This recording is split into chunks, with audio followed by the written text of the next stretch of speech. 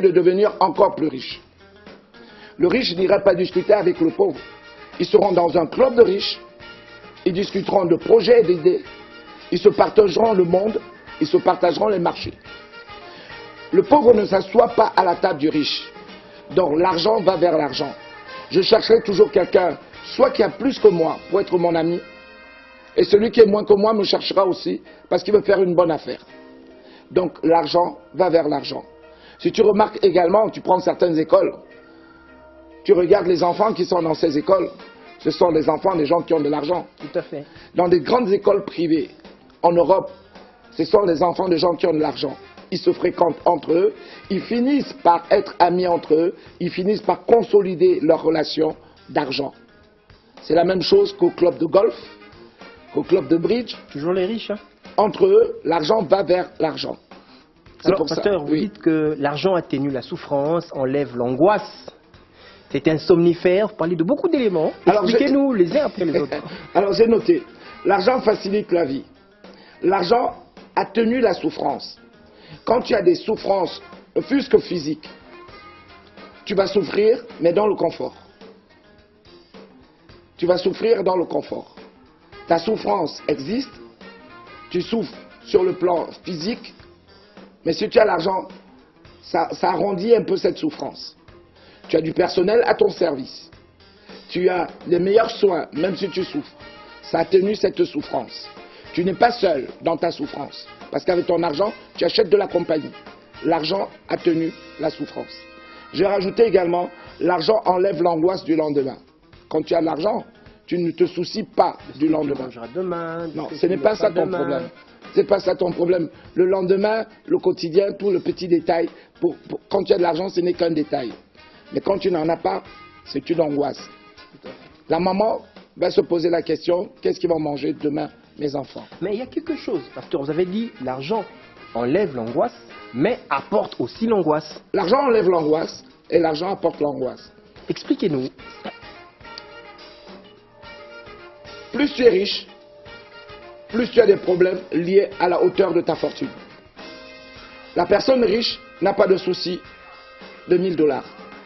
Il n'a pas de souci de 5000 $. Ce n'est pas un souci. Mais il a des soucis proportionnels à sa richesse. C'est-à-dire que ses besoins vont croître, il aura des échéances qui sont importantes, c'est-à-dire que son banquier ne va pas l'appeler pour un découvert de 1000 $, son banquier va l'appeler pour 500 000 $. Son angoisse, c'est est-ce que je vais faire face à l'échéance de 500 000 $ du 30? Toi, ton angoisse, ça sera est-ce que je veux manger? Donc l'argent t'amène les angoisses proportionnelles à ce que tu détiens. Ne vous dites pas, lui n'a pas de soucis. Détrompez-vous, le riche a des soucis de riche. Oui. Des soucis. Ah, le riche a des soucis des riches. Ouais. Tu aimes ça? C'est fort ça. Voilà, le riche a des soucis de riche. Voilà. Alors vous dites que quand tu as beaucoup d'argent, tu perds même ta liberté, tu as peur. Oui.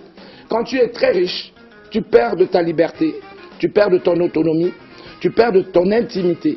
Vous enchaînez également, vous disiez que quand tu as beaucoup d'argent, tu te construis une forteresse pour te sécuriser et tu ne marches plus seul. Hein. Il y a toujours de la compagnie, vous venez de le dire, vous achetez de la compagnie. Chris, quand tu as de l'argent, en fait, il te faut un garde du corps. Un assistant. Non, non, il te faut un garde du corps. Pourquoi il te faut un garde du corps dès que tu as de l'argent? Simplement parce que tu ne veux pas risquer ta vie. Tu ne vas pas te faire agresser, tu risques de te faire enlever. Si on prend le Brésil, un des pays où on enlève beaucoup d'enfants à l'école, on les enlève et on demande la rançon aux parents, le kidnapping.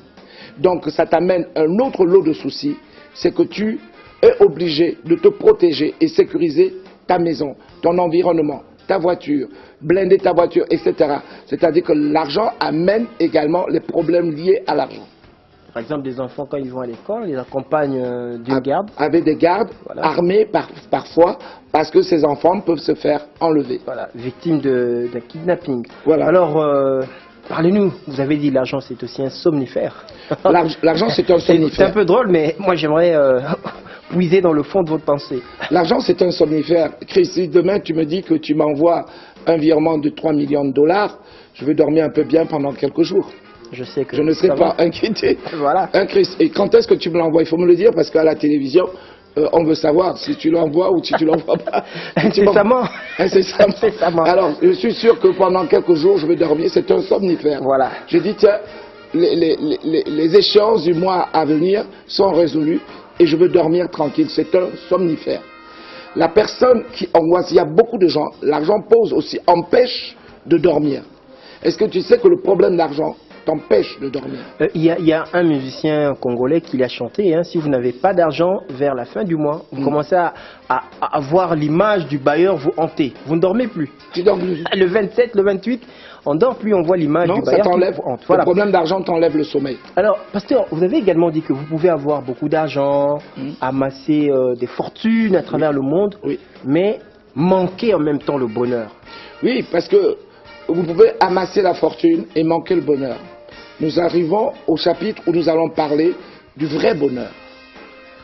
Le bonheur, c'est quelque chose de très très simple. Je l'expérimente au quotidien. En psychologie appliquée, on nous a expliqué le mécanisme du bonheur. Il y a des gens qui cherchent le bonheur tout le temps, alors qu'ils ont le bonheur à portée de main. Les gens qui cherchent le bonheur tout le temps. Tout le temps. Mais ils ont le bonheur à portée de main. Je vais te donner un exemple. Je disais que tu pouvais amasser toutes les fortunes du monde et passer à côté du bonheur. L'amour, par exemple. L'amour est un élément déclencheur qui amène le bonheur. Je dis l'amour. Pas le sexe. L'amour. Oui. L'amour, c'est une chose. Le sexe, c'est l'acte. L'amour, c'est quelque chose qui vient de l'intérieur. Le sexe, c'est physique. Ça ne vient pas de l'intérieur. C'est une pulsion qui dure quelque temps. Je dis également que l'amour guérit. Souvent... L'amour guérit, l'amour soigne. L'amour guérit, l'amour soigne. L'amour également rend beau. Quand tu es amoureux, tu remarqueras que tu fais déjà des efforts. Tu rayonnes un peu. Bien sûr, ton visage n'est plus... Tu es pembe. Hein, tu vois comment tu es un peu chocolisé. Un peu chocolisé. Voilà, ton image change. Parce que tu es amoureux. On te dit, ah, il y a quelque chose qui ne va pas là. Tu dis, ah, ça se voit, il est amoureux. Quand on est amoureux, on devient de plus en plus beau. On dit également, l'amour donne le sommeil. Le sommeil. Ouais. L'amour. L'amour te donne également la force. L'amour te donne ça également. L'amour te donne également des ailes. L'amour te permet d'avoir des ailes et tu es même zélé. Par amour, tu fais des choses. Tu remarqueras que quand tu es amoureux, tu es capable de faire 20 km pour aller simplement dire, je suis venu juste pour te dire bonjour. Ça dure 2 minutes. Et tu refais 20 km autour. Je voulais juste te voir. Oui, juste voir 2 minutes. L'amour te fait faire ça. C'est pour ça que ça donne des ailes. Moi, quand j'étais jeune, j'avais découvert un jour que j'étais capable de faire des kilomètres pour aller voir ma première chérie. D'accord? Et je me suis dit, waouh, ça me fait faire des kilomètres. Je faisais des kilomètres en moto. Alors,